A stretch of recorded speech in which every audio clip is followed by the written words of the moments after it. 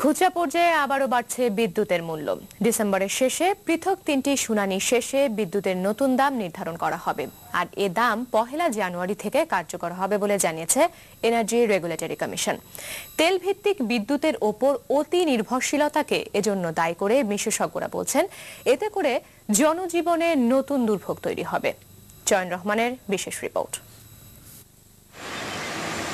শীতকালে বিদ্যুতের চাহিদা ও সরবরাহে কমে এসেছে ঘাটতির পরিমাণ। তবে বিতরণ সংস্থাগুলো বলছে, গেল সেপ্টেম্বরে সর্বশেষ যে 15% খুচরা মূল্য বাড়ানো হয়েছে তা যথেষ্ট নয়। গত আড়াই বছরে পৃথক 7 দফায় 36% দাম বাড়ানো হলেও এখনও বিপুল পরিমাণ আর্থিক ক্ষতির মুখে রয়েছে তারা। সম্প্রতি তাই এসব বিতরণ সংস্থা এনার্জি রেগুলেটরি কমিশন বরাবর পৃথক দাম বাড়ানোর প্রস্তাব করেছে, গড়ে যা 12%। এই বাস্তবতায় এনার্জি রেগুলেটরি কমিশন 27, 30 ও 31 ডিসেম্বর পৃথক বিদ্যুৎ বিতরণ সংস্থার গণশুনানির তারিখ নির্ধারণ করেছে।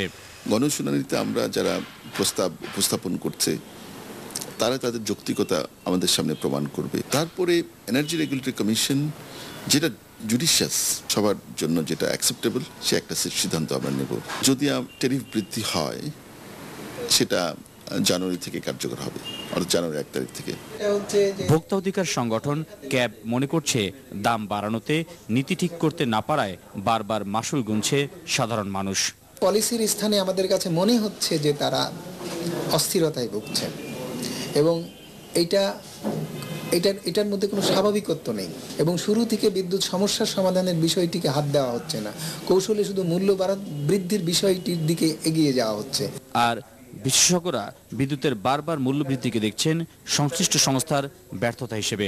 আমরা যদি তেল ভিত্তিক বিদ্যুৎ কেন্দ্রের উপরে এত নির্ভরশীল হয়ে যাই, তাহলে তো আমাদের বিদ্যুতের দাম বাড়বেই।